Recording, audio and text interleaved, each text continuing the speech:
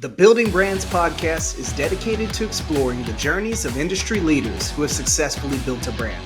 Join me, Robert Royer, president of Building Brands Marketing, and an entrepreneur who has successfully scaled multiple brands as we dive deep into the strategies, challenges, and insights that have shaped the success of industry leaders and provide you with the resources you need to do the same.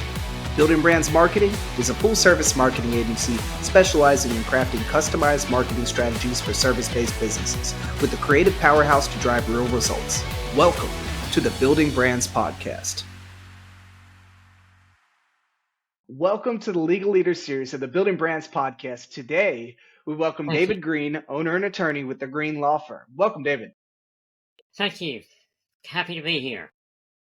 Absolutely. We'll just kick things off. Tell us a little bit about what sparked your decision to start the firm that specializes in IRS representation and estate planning, and how that's kind of shaped the firm's growth over the years. Well, that was back in the early 1980s. I was, like most young lawyers, I was doing family law because that was easy to do, easy to get clients, and doing some personal injury work. But I got tired, especially tired of the family law. They're always bickering and fighting. So I was looking for another direction. I got a letter in the mail asking, for me to come out to Denver, Colorado for a 3-day seminar on how to help people with income tax problems. So I decided, why not? It's get to go see Denver and all of that. So went out there, definitely. And I learned an awful lot about the IRS, and I learned that a lot of what those people did involved analyzing mathematical stuff. And since I had a PhD in experimental physics, that was down my alley. So I decided to try it. I started getting clients. It took me about a year before I could totally quit family law, but I did. And so I was enjoying that practice, still do enjoy it very much. And the more I was in it, the more I learned that the people I was dealing with usually had no plans for the future. They weren't keeping up with things.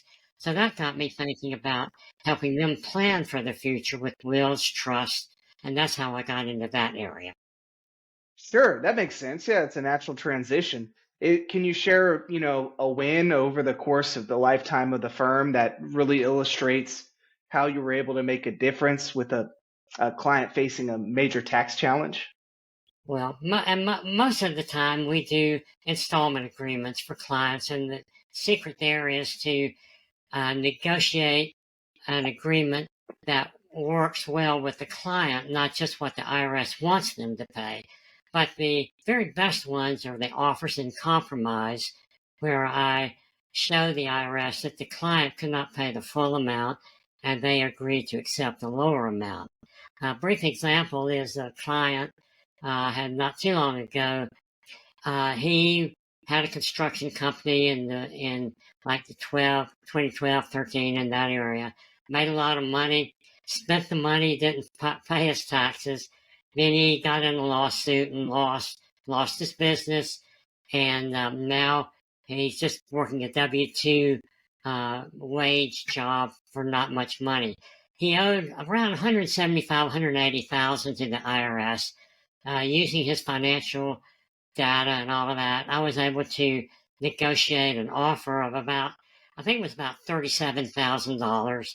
He had 2 years to pay that off, but he did that and wrote off the rest of the money. Over $100,000 was written off.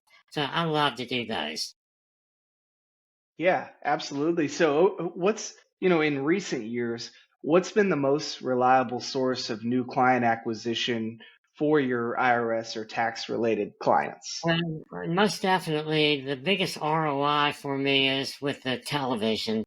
It consistently produces clients, and I don't go in for the way out there commercials. I'm always very just straightforward, tell them what I can do for them and what they need to do. And I have people tell me they come to me because they like my commercials, because I'm not trying to show out or do something like that. But TV is the best. radio produces pretty much, and when newspapers were very popular, I had a weekly question and answer column in there, and that brought a lot of clients in too. But that's gone now. Hmm. So when you say TV, is it mostly traditional placement or is it through like online video, streaming devices, so on and so forth? It's still mostly the commercials on live TV, I primarily. see. Understand. Well, over the years, you've probably dealt with, sometimes managing some of the marketing tasks in-house, sometimes bringing on third-party vendors.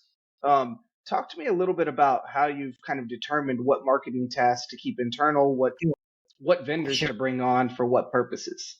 Well, I've always liked to keep my hands on things, and I do work with a marketing company called Speakeasy Marketing. For them, they primarily handle my social media advertising with blogs. We do video blogs there, as well as written blogs and stuff like that Sure. um, on YouTube, Facebook, and all of that. They also handle my SEO. In that area. What I like to do is I always do prospect follow ups. I have a series that's all computerized, but I send out like 5 different letters over about 3 months, reminding them if they're still in trouble, we can help them. I also carefully track my ROI with the different sources of advertising, TV, radio, and so on, with how much each client brings in and versus, of course, how much it costs. So I track that very carefully. Uh, and I like to write my own commercials with my daughter's help. She's really good at that. So I Oh do yeah. write my own commercials for TV and print. I have a independent filmmaker that I work with. We have a good relationship. He does some very creative videography in those commercials, but I keep that in house. Interesting. Do you feel that there's any market opportunity right now in your IRS, tax portfolio of services with AI and, ChatGPT, Perplexity, things of that I, nature? I'm well, yeah. Let me address the AI first. I'm old school. I made my daughter do math written out hand rather than using a calculator. Okay, so I think AI can be one of the worst things in the world for students using an AI to write papers and stuff like that. That's Hmm. horrible. Right? But that's not business. But I'm not really gotten into that at all at this point. I do, as far as some new markets, I would like to start marketing specifically to financial advisors and to like accountants and CPAs, because most accountants do not want to get near the IRS. I have a lot Hmm. of business. It comes as referrals from accountants. So that's 2 areas that I think would be good, and like specific ads on YouTube or other streaming services. That's another untapped market for me. Yeah. Have you ever done any list acquisition to, some of those potential referring CPAs and then just kind of done personal outreach towards them through like a direct mail strategy or email or I anything of have that done nature? some direct mail, but that was a while back. But I have done some direct mail and get some results, but not that great. Yeah. Yeah. If there was, one new marketing capability that you could add to the firm tomorrow to accelerate the firm's growth, not that it hasn't already been a tremendously successful firm, but to add to it, what would that be? Well, that would be a direct marketing to the financial advisors for the probate, for the trust side of it, and to accountants for the IRS side. So, I David, you've apologize. had a really extreme, a very successful law firm over the past 4 decades. If there was one piece of advice that you would give younger service-based business owners, what would that be? Well, it's kind of a two-part piece of advice. Don't take on things that you don't know how to do. It's going to hurt you. It's going to end up biting you very badly. But also, primarily, um, I think being totally honest with the people and caring for the people who come in. If you don't care about your clients, you ought to do something else because they can tell that. And and most of my clients, when we finish their job, whatever it is, they say that they appreciate. I obviously cared about them and what their results would be, and they appreciate that. And they tell other people. And referrals, we haven't talked about referrals, but I get a lot of referrals from clients, attorneys, and CPAs. So, Absolutely. Well, David, congratulations on all your success. Where can our listeners and viewers go online to learn more about the Greene Law Firm? okay. And did you, I could tell you, and my website is www.greenlaw.legal, and I also have pages on Facebook and LinkedIn, so people can find out more about me there. Well, thanks again for being on the Building Brands podcast today. And David, Well, best of luck to you. Thank you. thank you, and thank you for inviting me.